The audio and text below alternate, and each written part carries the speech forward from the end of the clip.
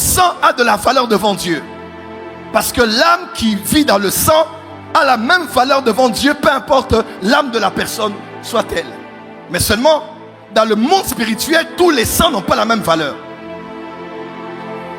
Il y a des dimensions qu'on acquiert parce qu'on a donné le sang de l'enfant de son cousin.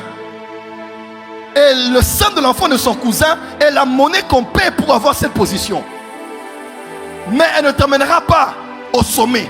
Elle peut te faire avancer et te donner la proximité par rapport au lieu de tes ambitions.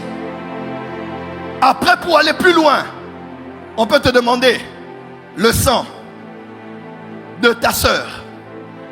Et le sang de ta sœur, c'est toujours le même sang que le sang de l'enfant de ton cousin.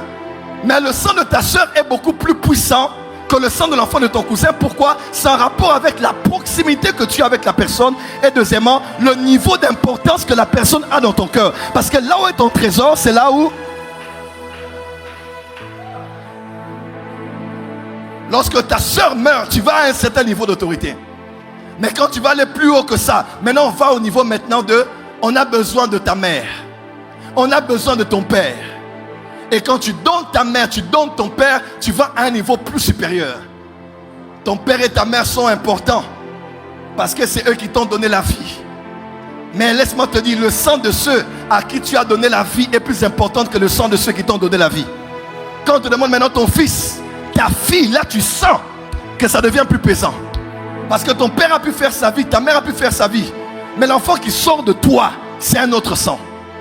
Et le sang d'une de tes filles qui a couché avec des hommes est différent du sang de ta fille qui est vierge. Parce que le monde des esprits, c'est un monde de marchandage.